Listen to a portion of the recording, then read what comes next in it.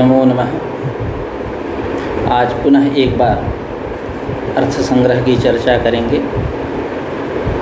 जैसा कि हम लोगों ने अभी तक पढ़ा है विधि परिच्छेद पर्यंत, वेद के 5 भाग होते हैं: विधि, मंत्र, नामधेय, निषेध और अर्थवाद। इन 5 में विधि की चर्चा हम लोगों ने किया। आज मंत्र भाग पे चर्चा करेंगे। तो अथ मंत्र परिच्छेदः, ग्रंथकार लोगाक्षी भास्कर इसका लक्षण कर रहे हैं। प्रयोग समवेतार्थ स्मारकाः मंत्राः। स्मारकाः मंत्राः, स्मारक जो है वही मंत्र है। यहाँ अर्थ स्मरण ही दृष्ट फल है, प्रत्यक्ष प्रयोजन है। कैसा? तो प्रयोग समवेतार्थ स्मारका, प्रयोग यानी कर्म यानी याग, उसमें जो समवेत समवाय संबंध से उपस्थित संबंधित जो अर्थ यानी द्रव्य, देवता, क्रिया, पदार्थ इत्यादि, इनका जो स्मारक है, स्मरण कराने वाला जो है, उसको बोलते हैं मंत्र। तो प्रयोग समवेतार्थ स्मारकाः मंत्राः तेषां च तादृशार्थ स्मारकत्वेनैव अर्थवत्वम्। तेषां मंत्राणाम् अर्थवत्वं कथम् आयाति? करें तादृशार्थ स्मारकत्वेनैव। तादृशार्थ स्मारकत्वेनैव का मतलब क्या? प्रयोग समवेतार्थ स्मारकत्वेनैव। याग से संबंधित जो अर्थ हैं, द्रव्य, देवता, क्रिया, पदार्थ इत्यादि, उनका स्मरण करने से ही इसमें अर्थवत्व है, अर्थवत्ता है। तेषां मंत्राणां तादृशार्थ स्मारकत्वेनैव। तादृशार्थ स्मारकत्वेनैव यानी प्रयोग समवेतार्थ स्मारकत्वेनैव। प्रयोग याग, उसमें उससे संबंधित जो अर्थ, द्रव्य, देवता, क्रिया, पदार्थ, इनका स्मारक होने से ही इसमें मंत्राणाम अर्थवत्वम सिद्धम, मंत्रों में अर्थवत्ता सिद्ध होती है। न तो तदुच्चारणम अदृष्टार्थम। किसी ने कहा कि यह जो मंत्र हैं इनका उच्चारण इसलिए किया जाता है क्योंकि अदृष्ट की उत्पत्ति होगी। तो कह रहे हैं कि नहीं है, ऐसा नहीं है। आप ऐसा नहीं कह सकते कि यह जो तदुच्चारण है, मंत्रोच्चारण है, वो अदृष्टार्थक है। आप ऐसा नहीं कह सकते। क्यों? कि एक न्याय है, संभवति दृष्टफलकत्वे अदृष्टफलकल्पनायाः अन्यायत्वात्। जहाँ दृष्ट फल हो वहाँ अदृष्ट फल की कल्पना करना यह न्याय विरुद्ध है। तो यहाँ दृष्ट फल क्या है? अर्थ स्मरण। याग से संबंधित जो भी अर्थ है, द्रव्य, देवता, क्रिया, पदार्थ आदि, इनका स्मरण ही दृष्ट फल है। इसलिए संभवति दृष्ट फलकत्वे, दृष्ट फल होने पर अदृष्ट फल की कल्पना करना अन्याय है। इस रीति से, इस नियम से न तो तदुच्चारणम अदृष्टार्थम, यह मंत्रोच्चारण जो है अदृष्टार्थक है, आप ऐसा नहीं कह सकते। फिर न च दृष्टार्थ स्मरणस्य प्रकारांतरेण संभवात् मंत्राम्नानं व्यर्थम इति वाच्यम न वाच्यम मंत्रैरेव स्मर्तव्यम इति नियम विधि आश्रयणात्। कह रहे हैं कि दृष्टार्थ स्मरण से, चलो मान लिया कि तदुच्चारण जो है, मंत्रोच्चारण मतलब अदृष्टार्थक नहीं है, मान लिया, क्योंकि आपने एक न्याय ला दिया कि संभवति दृष्ट फलकत्वे अदृष्ट फल कल्पनायाः अन्यायत्वात्। चलो ये बात मैंने मान लिया, लेकिन यह जो दृष्टार्थ स्मरण है, ये किसी प्रकारांतर से यदि सिद्ध हो जा रहा है तो हम मंत्रोच्चारण क्यों करेंगे? मंत्राम नानम व्यर्थम न वाच्यम, ऐसा नहीं कह सकते। उसी को कह रहे हैं कि दृष्टार्थ स्मरणस्य, दृष्टार्थ वही प्रत्यक्ष प्रयोजन, प्रयोग से संबंधित जो द्रव्य, देवता, क्रिया, पदार्थ आदि, उनका स्मरण। तो दृष्टार्थ स्मरणस्य प्रकारांतरेणापि, प्रकारांतर कौन है यहाँ? ब्राह्मण वाक्य, उनसे भी स्मरण हो सकता है। तो कह रहे हैं कि दृष्टार्थ स्मरणस्य प्रकारांतरेणापि संभवात् मंत्राम नानम व्यर्थम इति वाच्यम न वाच्यम, ऐसा आप नहीं कह सकते। क्यों? कि नियम विधि है, मंत्रैरेव स्मर्तव्यम, मंत्र से ही स्मरण करना चाहिए। मंत्रैरेव स्मर्तव्यम, मंत्रार्थ स्मृति, मंत्रैरेव मंत्रार्थ स्मृति इति सिद्धांत लेश संग्रहे। तो मंत्र से ही स्मरण करना चाहिए, ऐसा नियम है। अब ये नियम क्या चीज़ है? तो जैसा कि हम लोगों ने पूर्व में चर्चा किया, शायद पहले ही दिन पे, कि विधि के 3 प्रकार होते हैं। 3 प्रकार से यहाँ विधि का निरूपण किया गया इस अर्थ संग्रह नामक ग्रंथ में। पहले गुण विधि, विशिष्ट विधि, उसके बाद विधिश्च चतुर्विधा, उत्पत्ति विधि, विनियोग विधि, अधिकार विधि, प्रयोग विधि। तीसरा प्रकार क्या है कि अपूर्व विधि, नियम विधि और परिसंख्या विधि। तो उस तीसरे प्रकार का यानी यूँ कह ले अब यहाँ से प्रारंभ हो गया, यानी निरूपण। तो कह रहे हैं मंत्रैरेव मंत्रार्थ स्मृति, यानी मंत्रैरेव स्मर्तव्यम इति नियम विधि आश्रयणात्, ऐसा नियम विधि का आश्रयण किया जाता है। आप ब्राह्मण वाक्य यह प्रकारांतर से स्मरण कर लो, यह बात ठीक नहीं लगती है, क्योंकि नियम विधि का यहाँ आश्रयण है। अब नियम विधि क्या है? तो कह रहे हैं नाना साधन साध्य क्रियायाम एक साधन प्राप्तौ अप्राप्तस्य अपर साधनस्य प्रापको विधि ही नियम विधि। यानी उदाहरण पुरस्सर हम लोग इसको स्पष्ट करते हैं। अभी ग्रंथकार स्वयं स्पष्ट करेंगे अपनी भाषा में, तो हम लोग पहले समझते हैं। जैसे ब्रीहि नवहंती, ब्रीहि का अवहनन, यानी ब्रीहि नवहंती यानी ब्रीहि का अवहनन करता है। तो यहाँ ब्रीहि जो है वो पुरुडास की प्रकृति है। टंडुल उससे निकलेगा तो उससे पुरोडास बनेगा, पीस के पेषण इत्यादि करके जैसे बने, तो उसकी यह प्रकृति है ब्रीहि। तो ब्रीहि का वैतुषीकरण यानी तुष विमोक अपेक्षित हुआ। जब पुरोडास की प्रकृति है तो ऐसे खड़ा ब्रीहि से तो बना नहीं सकेंगे, पुरोडास बनेगा ही नहीं, तो उसके लिए तुष्विमोक अपेक्षित है, तुष्विमोक करना होगा यानी वैतुषीकरण करना होगा। तो वो वैतुषीकरण ही क्या है? क्रिया है। और वह वैतुषीकरण क्रिया जो है अनेक साधनों से प्राप्त है। अवहनन करके ओखली में रख करके ब्रीहि को कूट करके भी आप टंडुल की उत्पत्ति कर सकते हो, या अस्मकुट्टन सिलबट्ट पे रख करके भी आप पीस करके उसका छिलका हटा सकते हो, भूसी हटा सकते हो, या आप नख विदलन से भी हटा सकते हो, मतलब नाखून से। अब इसमें ये बात नहीं कि नख विदलन करेंगे तो ज़्यादा समय लगेगा, तो ऐसा कुछ नहीं है, लेकिन प्राप्ति तो है उन सब की भी। अस्मकुट्टन करेंगे, सिलबट पे पीसेंगे, ओखली में करेंगे तो कम समय लगेगा, उस सब की यहाँ चर्चा नहीं। लेकिन यह नाना साधन साध्य तो है ना, बस केवल इतने से मतलब है। तो प्रकृत स्थल में आते हैं, अब घटाते हैं। नाना साधन साध्य क्रियायाम, नाना साधन साध्य क्रियायाम यानी वैतुषीकरण क्रियायाम, जो यह वैतुषीकरण है अनेक साधनों से साध्य है। अस्मकुट्टन कर लो, या आप नख विदलन कर लो, या आप ये अवहनन कर लो, या नाना साधन साध्य है। तो नाना साधन साध्य क्रियायाम यानी वैतुषीकरण क्रियायाम एक साधन प्राप्त हो। यदि हम अवहनन को छोड़ करके नख विदलन का संग्रह करें, नख विदलन पक्ष का अवलंबन करें, तो एक साधन प्राप्त हो। अप्राप्त से अपर साधन से, तो नख विदलन क्या रहेगा? अप्राप्त रहेगा। तो अप्राप्त से अपर साधन से यानी अवहनन से, अवहनन क्या रहेगा? अप्राप्त रहेगा। तो अप्राप्त से अपर साधन से यानी अवहनन से प्रापको विधि नियम विधि। तो इस प्रकार यह नियम विधि हुई। अब इसको वेदांत की भाषा में हम लोग समझेंगे।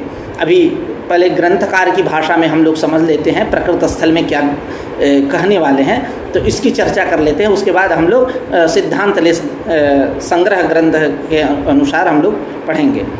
तो यथाहु जैसा कि कहा गया है, विधिरत्यंतम अप्राप्तो नियमः पाक्षिके सति तत्र चान्यत्र च प्राप्ते परिसंख्येति गीयते। अब इसमें हम लक्ष्य निकालेंगे और लक्षण निकालेंगे। ये इस श्लोक से हम लोग नियम विधि, अपूर्व यानी अपूर्व विधि, नियम विधि और परिसंख्या विधि, इन तीनों का लक्ष्य और लक्षण निर्धारण करेंगे। तो विधिरत्यंतम अप्राप्तो, अत्यंतम अप्राप्तो विधि ही, तो अत्यंतम अप्राप्तो या अत्यंता प्राप्ति जो है ये लक्षण हुआ, और विधि है ये लक्ष्य, यानी विधि यानी अपूर्व विधि।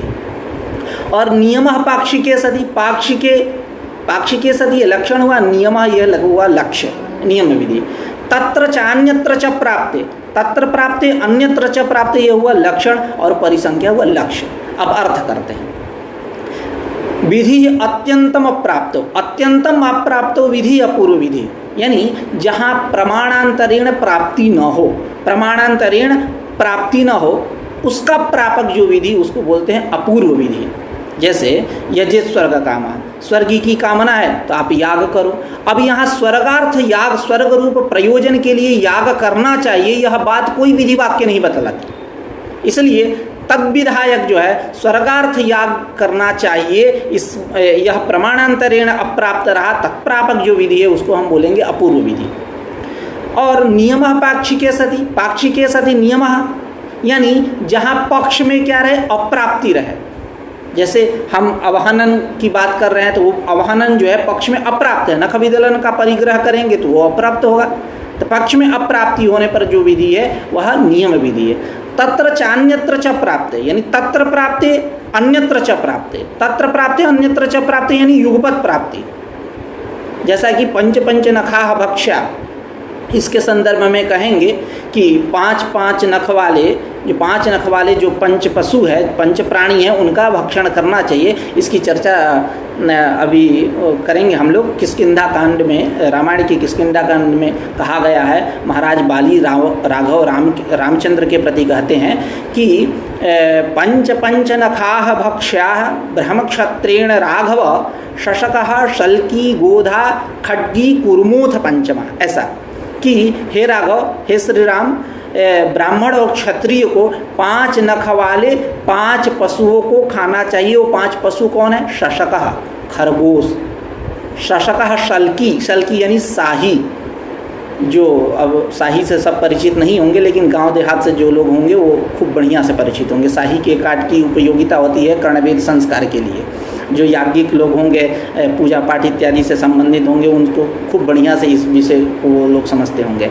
तो शशकः यानी खरगोश, जो हमारे यहाँ संस्कृत वाङ्मय में बहुत उदाहरण के रूप में खरगोश के सिंह ऐसा उदाहरण के रूप में मिलता है। जैसा कि स्वयं ग्रंथकार कहते हैं, एष बंध्यासुतो याति ख पुष्पकृत शेखरः कूर्म क्षीरचये स्नातः शशशृंग धनुर्धर इति मंजूषायां।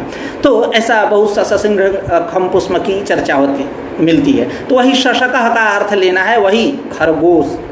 शशकः शल्की यानी शाही, शशकः शल्की गोधा यानी गो, जिसको हमारे भाषा में बिलगोह बोलते हैं, जिसकी ये एक विशेषता है कि वो पहले क्या मतलब उस दीवार पे चिपक जाती है, मतलब दीवार पे चिपक जाती है या अपने पंजों से किसी स्थान विशेष को पकड़ लेने के बाद वो छोड़ती नहीं है। जैसा कि हम लोग मतलब परंपरा से, जैसा कि मैंने सुना है दादा और दादी के मुँह से, कि पहले जो चोर होते थे वो चोरी करने जाते थे तो गोह को लेकर जाते थे और उसके पूंछ में वो अपना रस्सी बांध देते थे और फेंक देते थे। यानी इस समय जो जमूरे का काम है वो गोह करती थी। तो खैर, तो वही गोह यानी बिलगोह। तो शशकः शशकी गोदा खड्गी यानी गेंडा। और कुर्मोथ पंचमः कूर्म यानी कछुआ। ये 5 भक्ष्य है। तो यानी तत्र च प्राप्ते अन्यत्र च प्राप्ते, यानी युगपत प्राप्ति होने पर, अभी लक्षण करेंगे, उभयोश्च युगपत प्राप्तो इतर व्यावृत्ति परो विधि परिसंख्या विधि, ऐसा भी कहेंगे। तो तत्र च प्राप्ते अन्यत्र च प्राप्ते यह विधि सह विधि परिसंख्या विधि थी। ये यह अब गीयते। अब इनका क्रमशः उदाहरण देंगे ग्रंथकार। पहले अपूर्व विधि का उदाहरण दे रहे हैं। अस्यार्थ यानी श्लोकस्यार्थः प्रमाणांतरेण अप्राप्तस्य प्रापको विधि अपूर्व विधि। जहाँ प्रमाणांतरेण प्राप्ति न हो, किसी अन्य प्रमाण के द्वारा, प्रत्यक्षादि रूप प्रमाण के द्वारा जहाँ प्राप्ति न हो, वहाँ प्रमाणांतरेण अप्राप्तस्य प्रापकः, अप्राप्त का प्रापक जो विधि है वह अपूर्व विधि है। जैसा कि यजेत स्वर्ग कामः यहाँ इत्यादि। स्वर्गार्थ यागस्य प्रमाणांतरेण अप्राप्तस्य अनेन विधानात्। स्वर्गार्थ याग करना चाहिए, स्वर्ग रूप प्रयोजन के लिए याग करना चाहिए, यह प्रमाणांतरेण प्राप्त नहीं रहा। कोई विधि वाक्य ऐसा बतलाया नहीं कि स्वर्ग रूप प्रयोजन के लिए याग करो। तो प्रमाणांतरेण अप्राप्ति होने पर प्रापक जो विधि है उसको बोलेंगे हम अपूर्व विधि। अनेनैव विधानात्, इसी के द्वारा विधान हो रहा है, इस विधि वाक्य के द्वारा कि स्वर्ग के लिए याग करो। तो उसी को कह रहे हैं स्वर्गार्थ यागस्य, स्वर्ग रूप प्रयोजन के लिए याग जो क्रियमाण याग है, याग करना चाहिए। तो स्वर्गार्थ यागस्य प्रमाणांतरेण प्रत्यक्षादिना प्रमाणांतरेण येन केनचित् वा अन्येन प्रमाणांतरेण अप्राप्तस्य अनेनैव विधानात्, अनेनैव विधानात् यानी यजेत स्वर्ग काम, स्पष्ट प्रतिपत्ति हो जाएगी। इसी के द्वारा विधान किया जा रहा है। अब नियम विधि क्या है? तो कह रहे हैं कि पक्षे अप्राप्तस्य प्रापको विधिर नियम विधि। जैसा कि अब थोड़ी सी चर्चा कर लें। सिद्धांत लेश संग्रह एक श्रीमद् अप्पय दीक्षित के द्वारा विरचित ग्रंथ है। प्रथम परिच्छेद में आज पुनः समस्या आ गई वही नेट की।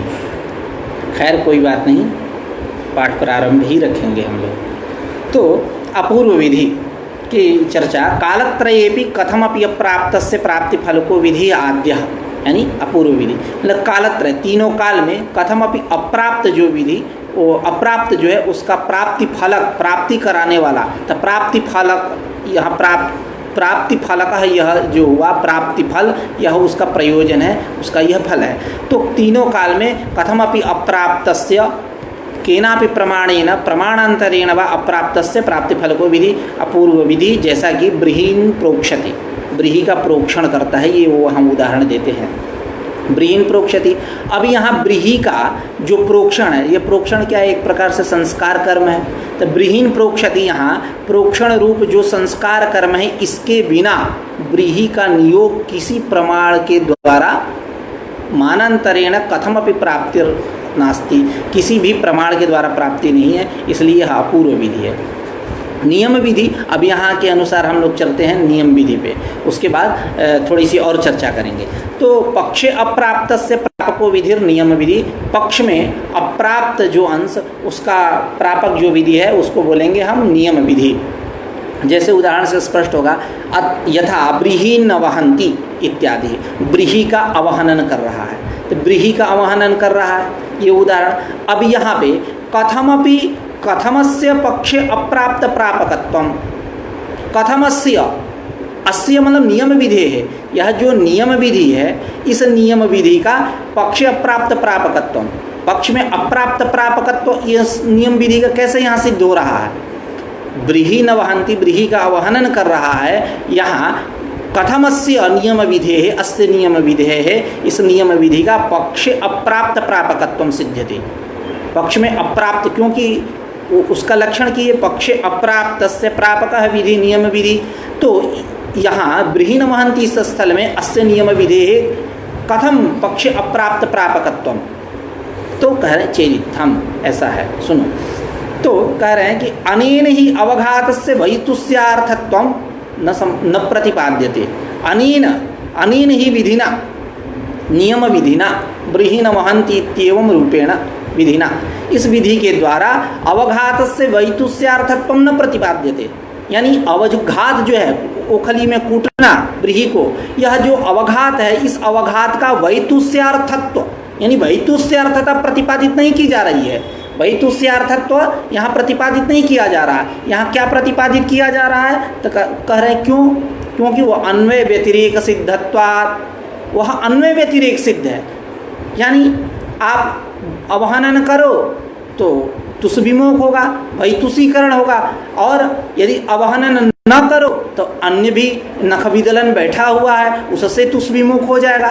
तो यह अन्वय व्यतिरेक सिद्ध है, इसलिए अनेन विधिना नियम विधिना, इस नियम विधि के द्वारा अवघातस्य वैतुस्यार्थत्व न प्रतिपाद्यते, अवघात का वैतुस्यार्थत्व प्रतिपादित नहीं किया जा रहा है। किंतु क्या क्या प्रतिपादित किया जा रहा है, तो कह रहे हैं नियमः, नियम। कौन सा नियम, तो कह रहे सच नियमः अप्राप्तांश पूर्णम, अप्राप्तांश पूर्ण, पूर्ण मतलब प्राप्ति, अप्राप्तांश प्राप्ति, यही नियम है, यही उसका फल है, अप्राप्तांश की प्राप्ति। तो जब हम नख विदलन का अनुष्ठान करेंगे तो अवहनन अप्राप्त रहेगा, अब उसकी प्राप्ति कराना यही इसका फल है, इसका प्रयोजन है, यही प्रतिपादित किया जा रहा है। अवघातस्य वैतुस्यार्थत्व न प्रतिपाद्यते, अवघात का वैतुस्यार्थत्व प्रतिपादित नहीं की जा रही है। सच प्राप्तांश पूर्णम, आगे पूर्णम का अर्थ विधानम भी होता है। आगे करें वैतुष्यस्य ही नानोपाय साध्यत्वात् यदा अवघातम परित्यज्य उपायांतरम ग्रहीतुम आरभते तदा अवघातस्य अप्राप्तत्वेन तद्विधानात्मकम अप्राप्तांश पूर्णमेव अनेन विधिना क्रियते। यानी करेंगे वैतुष्यस्य ही नानोपाय साध्यत्वात्, यह जो वैतुषीकरण है, तुष विमोख है, यह नानोपाय साध्य है। नाना उपाय साध्य, अनेक उपाय साध्य है। आप नख विदलन कर लो, अस्मकुट्टन कर लो, अवहनन कर लो, सबसे हो सकता है। तो नानोपाय साध्य वैतुष्यस्य ही नानोपाय साध्यत्वात् अनेक उपाय साध्य होने से यदा अवघातम परित्यज्य, जब आप अवघात को छोड़ करके उपायांतरम ग्रहीतुम आरभते, किसी दूसरे उपाय का अवलंबन करोगे, उस पक्ष को मानोगे, तदा अवघातस्य अप्राप्तत्वेन, तब क्या रहेगा, अवघात प्राप्त नहीं रहेगा। अवघात की क्या रहेगी, अप्राप्ति रहेगी। अवघातस्य अप्राप्तत्वेन तद विधानात्मकम। अब देखिए यहाँ कई पाठ मिलते हैं, कुछ ग्रंथों में तद विधान नामकम, ऐसा कहीं कहीं तद विधानात्मकम, आप लोगों में जो हो देख लीजिए। तो कह रहे हैं कि यदि यहाँ वैतुषीकरण जो है, वैतुष्य से नानोपाय साध्यत्वात्, नानोपाय साध्य होने से, अनेक उपाय साध्य होने से, यदा अवघातम परित्यज्य, जब अवघात को आप त्याग करके किसी उपाय अंतर, नख विदलन आदि या अस्मकुट्टन आदि किसी उपाय अंतर का आप ग्रहण करते हो, तब वहाँ अवघात की क्या रहेगी, अप्राप्ति रहेगी। तब तद विधानात्मकम, तद विधानात्मकम अवघात विधानात्मकम अप्राप्तांश पूर्णमेव, अवघात विधानात्मक जो अप्राप्तांश की पूर्ति है, अप्राप्तांश का जो विधान है, अप्राप्तांश की जो प्राप्ति है, वह ही अनेन विधिना क्रियते, नियम विधिना क्रियते, इस नियम विधि के द्वारा काम किया जा रहा है। अतश्च नियम विधौ अप्राप्तांश पूर्णात्मक नियम एव वाक्यार्थः, इसलिए इस नियम विधि में अप्राप्तांश पूर्णात्मक, जैसा कि मैंने शुरू में कहा, यही इसका फल है, अप्राप्तांश का विधान करना। तो अतश्च नियम विधौ अप्राप्तांश पूर्णात्मकः नियमः एव वाक्यार्थः, नियमः एव वाक्यार्थः, कीदृशः नियमः वाक्यार्थः, तो अप्राप्तांश पूर्णात्मकः, अप्राप्तांश की पूर्ति, अप्राप्तांश का विधान करना, अप्राप्तांश पूर्णात्मक नियम है, ये वाक्यार्थ है, यही इसका वाक्यार्थ है, जिसको स्पष्ट करते हुए आगे और कह रहे हैं, पक्षे अप्राप्त अवघात से विधानमिति यावत, मतलब पक्ष में अप्राप्त जो अवघात, जब नख विदलन करेंगे तो वो अप्राप्त रहेगा, तो पक्षे अप्राप्त अवघात से विधानम इति यावत, यही वाक्यार्थ है, इसी का विधान हो रहा है, अप्राप्तांश प्राप्ति। अपितु ये नहीं कह सकते कि अवघात जो है वो अवघात से वैतुष्यार्थत्वं प्रतिपाद्यते न प्रतिपाद्यते, ऐसा आप नहीं कह सकते कि अवघात इसलिए हो रहा है कि वैतुषीकरण के लिए हो रहा है, तो आप ऐसा नहीं कह सकते, अपितु वाक्यार्थ है यही अप्राप्तांश की प्राप्ति। अब वेदांतियों के यहाँ इसी का लक्षण करते हैं कि पक्षे प्राप्त से अप्राप्तांश पूर्ण विधि, मतलब पक्ष में वही अर्थ है सेम, लेकिन उदाहरण बदल जाते हैं। तो पक्ष में अप्राप्त से पक्ष प्राप्त से, जहाँ पक्ष प्राप्ति रहे वहाँ अप्राप्तांश पूर्ण जो रूप, पूर्ण रूप जो विधि है वह विधि नियम विधि है। जैसे ब्रीहि नवहन्ति, ब्रीहि का अवहनन करता है। तो अब यहाँ क्या है, जैसा कि एक पंक्ति में आपको सुनाता हूँ, अत्र विध्यभावेपि पुरोडास प्रकृति द्रव्याणां तंडुल निष्पत्त्याक्षेपात् अवहनन प्राप्तिर्भविष्यति न तत्प्राप्त्यर्थः विधिः, किंतु आक्षेपात् अवहनन प्राप्तौ तद्वदेव लोकावगत करणत्वाविशेषात् नखविदलनादिरपि पक्षे प्राप्नुयात् इति अवहनन अप्राप्तांश संभवात् तदंश परिपूर्ण फलः। यानी ब्रीहि नवहन्ति, यही उदाहरण रख रहे हैं। ब्रीहि नवहन्ति यानी ब्रीहि का अवहनन कर रहा, यहाँ विध्य भावेपि, चलो मैंने विधि नहीं माना, कोई विधि नहीं है, विध्य भावेपि विधि का अभाव होने पर भी पुरोडास प्रकृति द्रव्याणाम, पुरोडास की प्रकृति है ब्रीहि, तो ब्रीहि यानी तंडुल जब तुस विमोह करेंगे, वैतुषीकरण करेंगे तभी तंडुल की उत्पत्ति होगी। तो पुरोडास प्रकृति द्रव्याणाम तंडुल निष्पत्त्याक्षेपा, तंडुल निष्पत्ति की अपेक्षा होने से अवहनन प्राप्तिर्भविष्यति, अवहनन की प्राप्ति हो जाएगी, होगी। न तत्प्राप्ति अर्था विधि, उस मतलब तंडुल की प्राप्ति के लिए यहाँ कोई विधि नहीं है, किंतु आक्षेपात अवहनन प्राप्त, जिस प्रकार आपने आक्षेपात अवहनन की प्राप्ति दिखाई, ठीक उसी प्रकार तद्वदेव लोकावगत करणत्वा विशेषात सामान्यात आक्षेपात नखविदलनादि की भी प्राप्ति होगी। तो वही कह रहे हैं, लोकावगत करणत्वा विशेषात नखविदलनादिरपि ही पक्षे प्राप्नुयात्, इसकी भी प्राप्ति होगी। जैसे वहाँ विध्य भावे पे, विधि के अभाव होने पर आक्षेपात अवहनन की प्राप्ति आप दिखा रहे हो, तो लोकानुगत करणत्वा विशेषण नख विदलन आदि की भी प्राप्ति होगी। तो प्राप्नुयात् इति अवहन, तब क्या होगा, अवहनन की अप्राप्ति रहेगी, तब अप्राप्तांश परिपूर्ण रूप यह विधि है, नियम विधि। अब आगे आते हैं परिसंख्या विधि पे। तो परिसंख्या विधि पे इसका विवेचन करने से पूर्व पहले शब्द पे विचार करेंगे। परिसंख्या विधि यानी परि मतलब वर्जन, संख्या मतलब बुद्धि, वर्जन बुद्धि मतलब निषेध बुद्धि। तो इसका लक्षण कर रहे हैं, उभयोश्च युगपत प्राप्त इतर व्यावृत्ति परो विधि परिसंख्या विधि। उभयोश्च युगपत प्राप्त, जहाँ उभयोश्च प्रकृत स्थल में उदाहरण देंगे, पंच पंच नखा भक्ष्या, ये 5 नख वाले जो 5 प्राणी हैं उनका भक्षण करना चाहिए। जैसा कि मैंने शुरू में ही बता दिया कि किष्किंधा कांड में कहा गया है कि पंच पंच नखा भक्ष्या ब्रह्म क्षत्रेण राघव शशकः शल्की गोधा खड्गी कुर्मोथ पंचमा। वहाँ जो है ब्रह्म क्षत्रेण, यह पद जो है वो उपलक्षण है, त्रैवर्णिक के लिए है, ब्राह्मण क्षत्रिय वैश्य इन तीनों के लिए। अशूद्र की तो बात ही नहीं है, शूद्र के लिए सब भक्ष्य है। तो त्रैवर्णिक के लिए उपलक्षण में तत्, जैसे स्वबोधकत्वे सति स्वेतरबोधकत्वम, जैसे अस्य अप्रमाण्यम नाशंकनीयम त्रिविधकरण श्रुतेः पंचीकरणस्यापि उपलक्षणत्वात् इति वेदांत सारे कहा कि पंचीकरण की अप्रमाण्यता का आशंका मत करो, क्योंकि ये त्रिविध करण का पंचीकरण से आप अस्य अप्रामाण्यम नाशंकनीयम त्रिविधकरण श्रुते है, त्रिविधकरण श्रुति मिलती है। हंता हमिमाम तिस्रो देवता नीन जीवेनात्मनानुप्रविश्य नाम रूपे व्याकरवाणी, त्रिविधकरण श्रुति मिलती है। और इसलिए पंचीकरण से आप उपलक्षणत्व, वो पंचीकरण का भी उपलक्षण है, अर्थात स्वबोधकत्व सति श्वेतरबोधकत्व है। उसी प्रकार यहाँ उपलक्षण का बस वही जानिए कि स्वबोधकत्व सति श्वेतरबोधकत्व, ये व्याकरण में घटता है। तो जहाँ आपको ये समझ लीजिए, जहाँ तदतिरिक्त को पकड़ना हो, हिंदी में जहाँ तदतिरिक्त को पकड़ना हो, उसकी व्यापकता सिद्ध करनी हो तो उपलक्षण मान लो।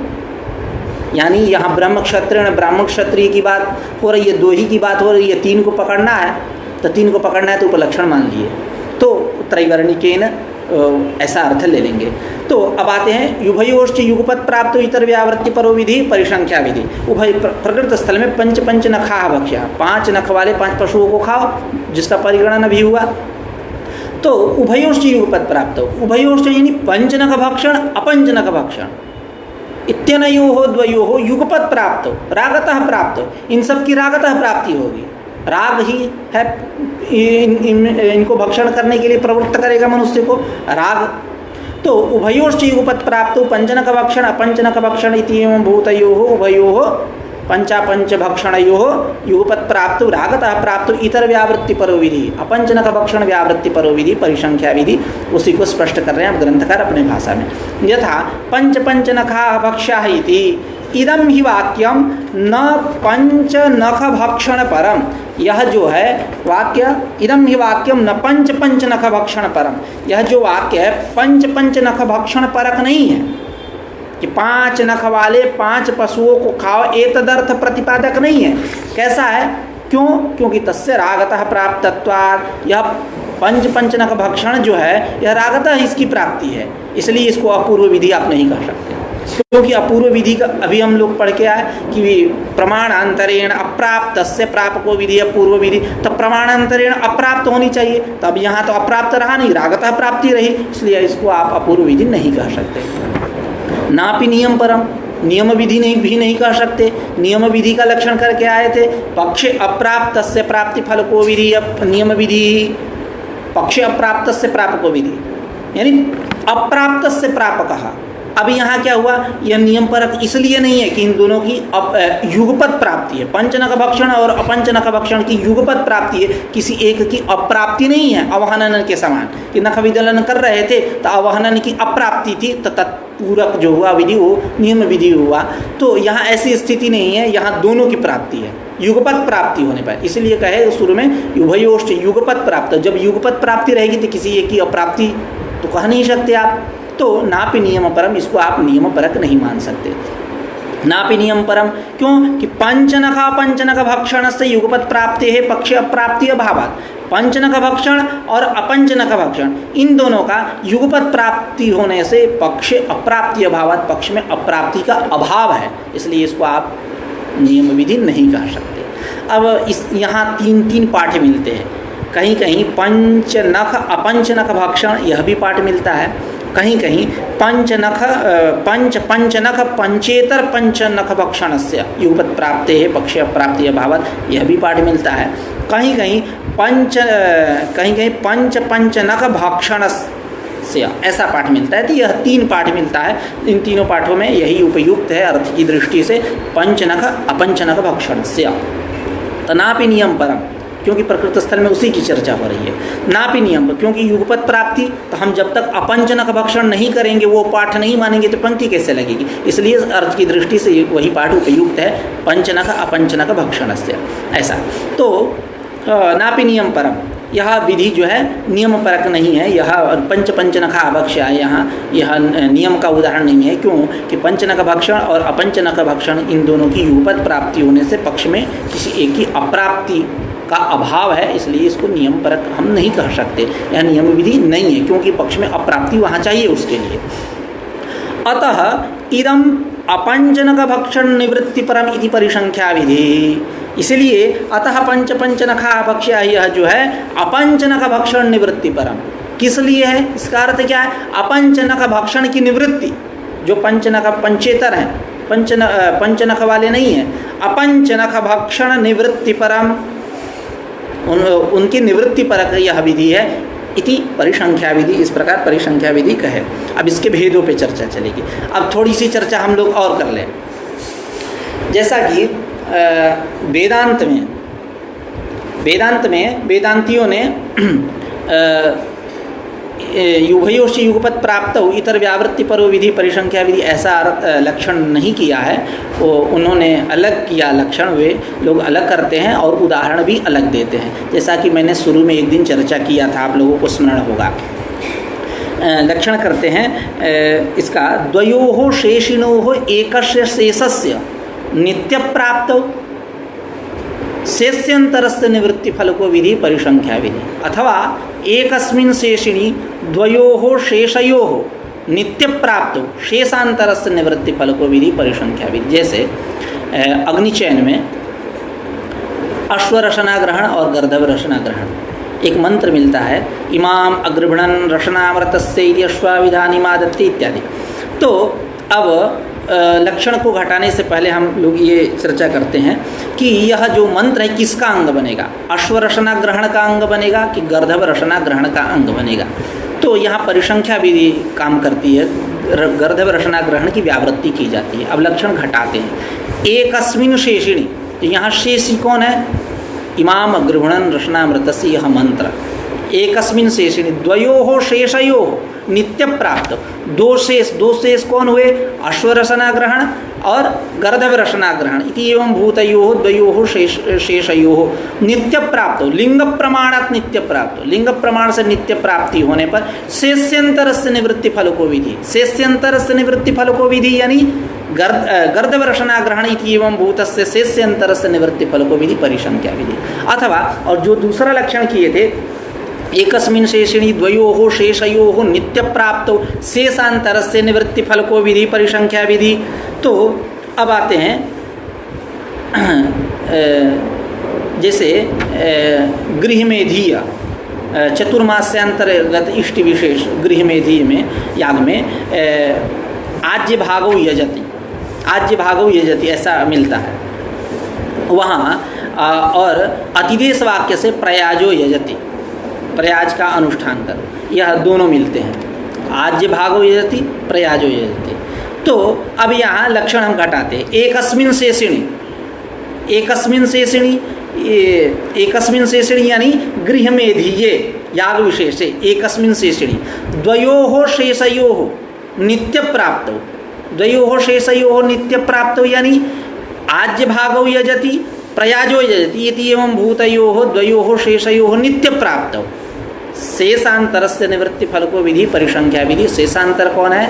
वही प्रयाजो यजति, उसका निवृत्ति फलक जो विधि है परिसंख्या विधि। जैसा कि हम लोगों ने शुरू में ये लक्षण करते हुए थोड़ा सा फिर से एक बार लक्षण करते हैं, क्योंकि लक्षण में कुछ अंश छूट गए थे। द्वयोः शेषिणोः एकस्य शेषस्य नित्य प्राप्त। जैसे अग्निचयन में अश्वरसना ग्रहण है और गर्दभ रसना ग्रहण है, तो द्वयोः शेषिणोः एकस्य शेषस्य नित्य प्राप्त। यहाँ दो शेषी, शेषा अस्य अस्ति इति शेषी यानी अंगी। द्वयोः शेषी, दो शेषी कौन हुए? वही अश्वरसना ग्रहण और गर्दभ रसना ग्रहण। इति एवं भूतयोः द्वयोः शेषिणोः एकस्य शेषस्य नित्य प्राप्त यानी एकस्य मंत्रस्य नित्य प्राप्त इमाम अग्रवणं रसनामृतस्य इति एवं भूतस्य मंत्रस्य नित्य प्राप्त शेष्यंतरस्य निवृत्ति फलको विधि। शेष्यंतरस्य निवृत्ति फलको विधि यानी गर्दभ रसना ग्रहण इति एवं भूतस्य शेष्यंतरस्य निवृत्ति फलको विधि परिसंख्या विधि। और दूसरा अंश था एकस्मिन् शेषिणि द्वयोः शेषयोः नित्य प्राप्तो शेषांतरस्य निवृत्ति फलको विधि परिसंख्या विधि।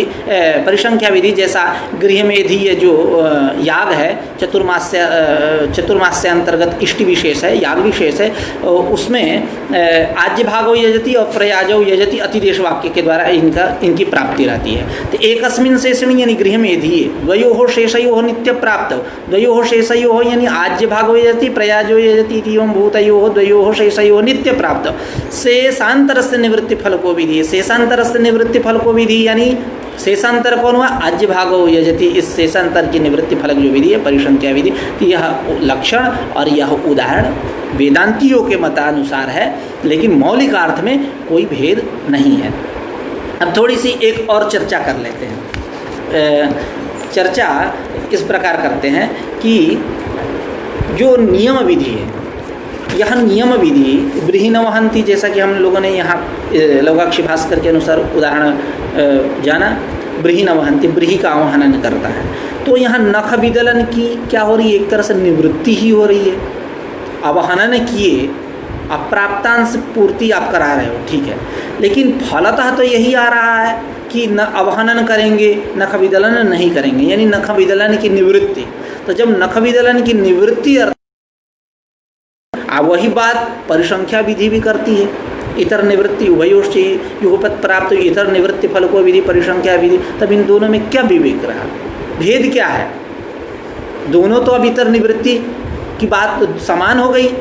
परिसंख्या विधि भी इतर निवृत्ति कर रही है, पंचनक भक्षण व्यावृत्ति पर्व विधि, और नियम विधि में फलतः आ गया, शब्दतः नहीं आया, फलतः आ गया इतर निवृत्ति नख विदलन की निवृत्ति, यह फलतः आ गया। तो इन दोनों में को भेद है? भेद क्या है? इस पे हम लोग विचार करते हैं कि यहाँ इसको इस प्रकार से समझते हैं, जैसे ब्रीहि न वहंती, यहाँ पे जो नख विदलन है यह आक्षेप लभ्य है, विधिना विहित नहीं है। विधि क्या है? ब्रीहि न वहंती, ब्रीहि का अवहनन करता है। तो ब्रीहि का अवहनन करता है तो विधि से अवहनन का विधान है, नख विदलन का विधान नहीं है, वो फलतः आया।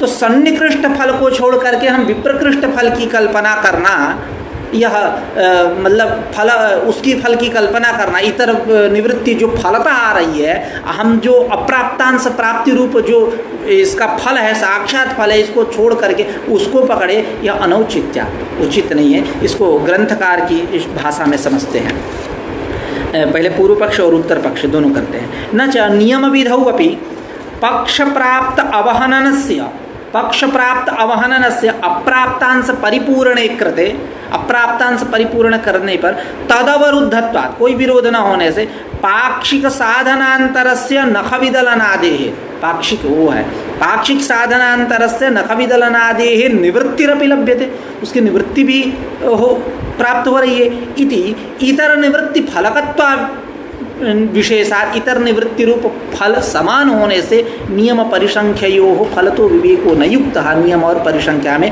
फलतः कोई विवेक नहीं है। इति आशंकायाम, यदि आप ऐसा शंका कर रहे हो, आशंका कर रहे हो, तो सुनो इसका उत्तर। करेंगे विधितः अवहनन नियमं विना आक्षेपलभ्यस्य नखविदलनादेः निवर्तयितुम् अशक्यतया अप्राप्तांश परिपूर्णरूपस्य नियमस्य प्राथम्यात् विधेय अवहननगतत्वेन प्रत्यासन्नत्वाच्च तस्यैव नियमविधि फलत्वोपगमात् तदनुनिष्पादिन्या अविधेयगतत्वेन विप्रकृष्टायाः इतरनिवृत्तेः सन्निकृष्टफलसंभवे फलत्व अनौचित्यात्। इसको समझते हैं। विधितः अवहनन नियमम बिना ब्रीहि न वहंती ने क्या बतलाया कि ब्रीहि का अवहनन करो, यह विधितः अवहनन प्राप्त है। तो विधितः अवहनन नियम को छोड़ करके आक्षेपलभ्य जो नख विदलन है उसका आप अवलंबन कर रहे हो। आक्षेपलभ्यस्य नख विदलनादेः निवर्तयितुम् अशक्यतया उसका आप निवर्तन नहीं कर सकते जो आक्षेपलभ्य है। अब उसका निवर्तन तुम कर रहे थे और इतर निवृत्ति रूप फल घटा रहे थे और कह रहे थे तदवरुद्धत्वात्, दोनों जगह अवरुद्धता है, फल समान है। तो यह आप जो कर रहे हो ठीक नहीं है, क्योंकि आक्षेपलभ्यस्य नखविदलनादेः निवर्तयितुम् अशक्यत्वात्। विधितः अवहनन नियम को छोड़ करके आक्षेपलभ्य जो नखविदलनादि है इसका आप जो निवृत्ति करा रहे हो और फल बना रहे हो और समानाधिकरण दिखा रहे हो, आप ऐसा नहीं कर सकते। अशक्यतया अप्राप्तांश परिपूर्ण रूपस्य नियमस्य, नियम का क्या हुआ फल?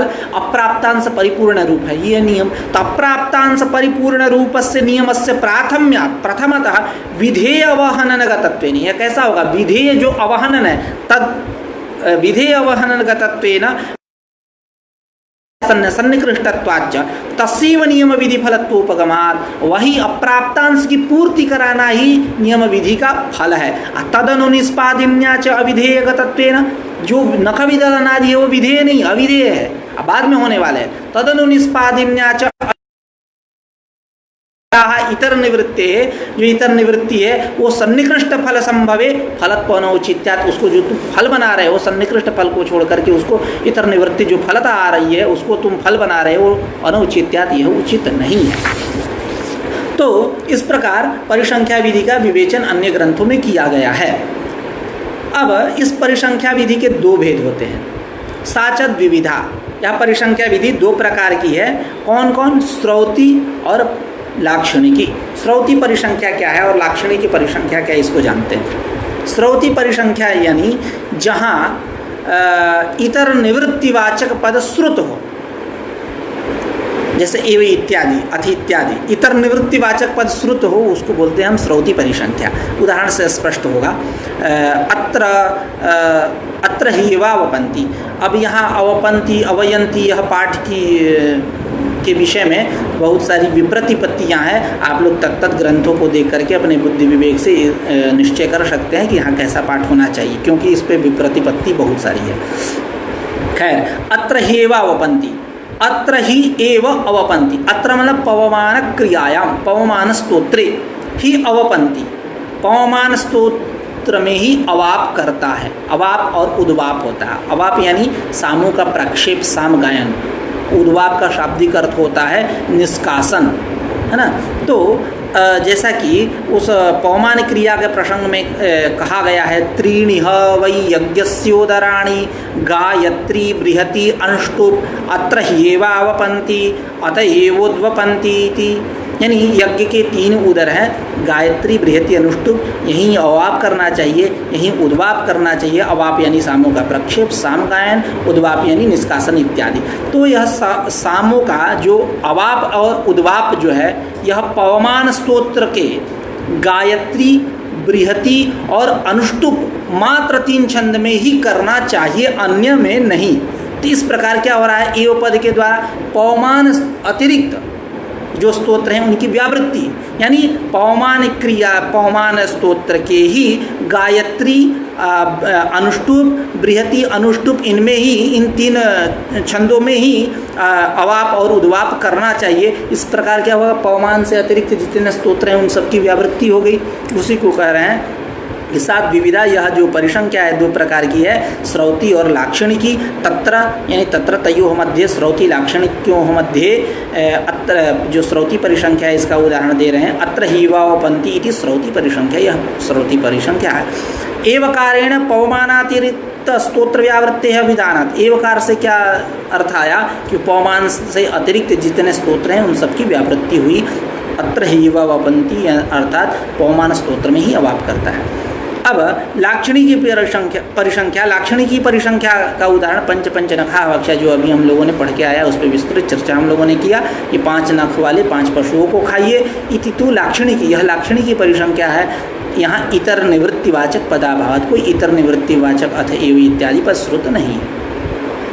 अतएव लाक्षणिकत्वादेव ऐसा त्रिदोषग्रस्ता, यह जो लाक्षणिक की परिसंख्या है, ऐसा मतलब लाक्षणिक की परिसंख्या, यह लाक्षणिक की परिसंख्या त्रिदोषग्रस्ता 3 दोष से ग्रस्त है। वह दोषत्रय कौन है? तो श्रुत हानि, अश्रुत कल्पना और प्राप्तवाद। अब इसी को श्लोक के माध्यम से ग्रंथकार कह रहे हैं। श्रुतार्थस्य परित्यागात् अश्रुतार्थस्य कल्पनात् प्राप्तस्य वादात् इत्येवं परिसंख्या त्रिदूषणा। यानी जहाँ श्रुतार्थ का परित्याग हो, श्रुत अर्थ का परित्याग हो, जो अर्थ श्रुत हो, शब्द से सुनाई दे रहा हो, आ रहा हो, उसका परित्याग हो, और अश्रुत अर्थ की कल्पना हो, और जहाँ प्राप्त जो है उसका बाध करो। तो यह क्या है? इस प्रकार ये 3 दोष हैं, श्रुत हानि, अश्रुत कल्पना और प्राप्तवाद। इसलिए यह परिसंख्या त्रिदूषणा 3 दोष से ग्रस्त है, जिसमें 2 दोष जो हैं श्रुत हानि, अश्रुत कल्पना, यह शब्दनिष्ठ है, और प्राप्तवाद अर्थनिष्ठ है। अभी कहेंगे ग्रंथकार। अब इस श्लोक का क्या अर्थ है तो समझते हैं। श्रुतस्य पंच पंच नखा भक्ष्य, यहाँ कि शब्दतः अर्थ क्या आया कि 5 नख वाले 5 पशुओं को खाओ। तो श्रुतस्य पंच पंच नख भक्षण से हाना, यहाँ जो पंच पंच नख भक्षण है ये श्रुत हुआ, अर्थ आया, शब्दों से आया, वाक्य से आया यह अर्थ। पंच पंच नख भक्षण, यह जो श्रुत है इसका हान हो गया। क्या अर्थ आ रहा है कि अपंच नख भक्षण व्यावृत्ति, यह अर्थ आया, तो श्रुतार्थ का हान हुआ। अश्रुत कल्पना क्या है? तो कह रहे हैं अश्रुताया अपंचनक भक्षण निवृत्ति है कल्पना। कल्पना जो अपंचनक भक्षण की निवृत्ति, ये शब्दतः तो श्रुत नहीं है। शब्द क्या? पंच पंच नखा भक्ष्य, 5 नख वाले 5 पशुओं को खा, तो अपंचनक भक्षण थोड़े श्रुत है, तो वो क्या है? अश्रुत, उसकी कल्पना की। अश्रुताया अपंच पंच नख भक्षण निवृत्ति है कल्पना। प्राप्तवाद, प्राप्तवाद क्या है? तो प्राप्तस्य च अपंच पंच नख भक्षणस्य बाधनात्। क्योंकि युगपत प्राप्ति हुई, रागतः प्राप्ति हुई दोनों की, पंचनक भक्षण और अपंचनक भक्षण, इन दोनों की रागतः प्राप्ति हुई।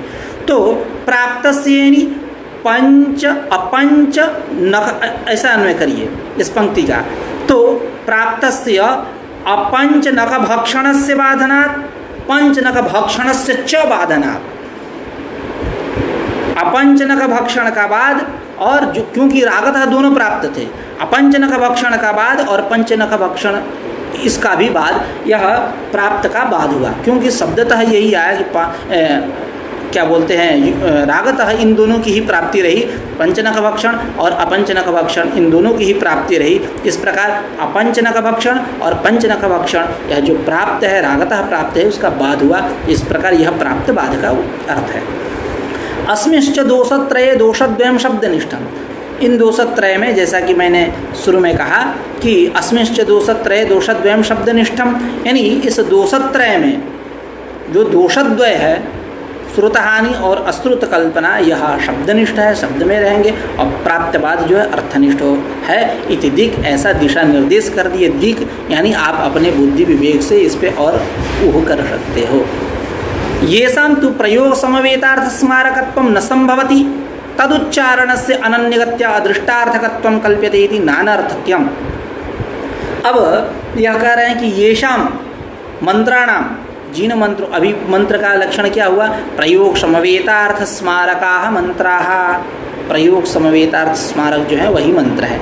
तो येषां मंत्राणाम, जिन मंत्रों का प्रयोग समवेतार्थ स्मारकत्व संभव नहीं है, उनका तदुच्चारण से मंत्रोच्चारण से, वह जो मंत्रोच्चारण है उनका अनन्यगत्या, अगत्या, अगतिक गति इस रीति के द्वारा अदृष्टार्थकत्व, वो अदृष्टार्थक है ऐसा हम कल्पना करेंगे। न इति न अनर्थक्यम, वो अनर्थक नहीं है। जैसा कि इसको इस प्रकार से बनाते हैं, जैसा कि तंत्र प्रकाशिका में इस विषय को बढ़िया से स्पष्ट किए हैं। मैं बोल रहा हूँ, ननु मंत्राणाम अर्थस्मारकत्वेन दृष्टार्थत्वे हुंफटादि मंत्राणाम अर्थशून्यत्वेन तत्स्मारकत्व असंभवात् अनर्थक्यम। कह रहे हैं मंत्राणाम अर्थस्मारकत्वेन, मंत्र कैसे हैं, प्रयोग समवेतार्थ स्मारकाः मंत्राः, ऐसा हम लोगों ने पढ़ा। तो मंत्राणाम अर्थस्मारकत्वेन, अर्थस्मारक होने से दृष्टार्थत्वे हुम फटादि मंत्राणाम अर्थशून्यत्वेन, हुम फट इत्यादि है जो मंत्र ये अर्थशून्य होने से तत्स्मारकत्व असंभवात्, तत्स्मारक मतलब प्रयोग समवेतार्थ अर्थस्मारक न होने से तत्स्मारक अर्थस्मारक असंभवात् अनर्थक्यम, अनर्थक है। और तेषाम चेत अदृष्टार्थत्वम, यदि इसको अदृष्टार्थक मान रहे हो तो सभी को, जितने मंत्र है सबको अदृष्टार्थक मानो। सर्वेषां च तथात्वम कुतो न्यस्यते, क्यों नहीं मान रहे हो? तो यदि ऐसा कर रहे हो कि हुम फटादि को अदृष्टार्थक मान रहे हो, अन्य को दृष्टार्थक मान रहे हो, ये तो अर्धजर्तीय हो गया। अर्धजर्तीयस्य अनौचित्यात्, तो वही कह रहे हैं न खलु अर्धजर्तीयता युक्ता, यहाँ अर्धजर्तीयता आपकी ठीक नहीं लग रही है।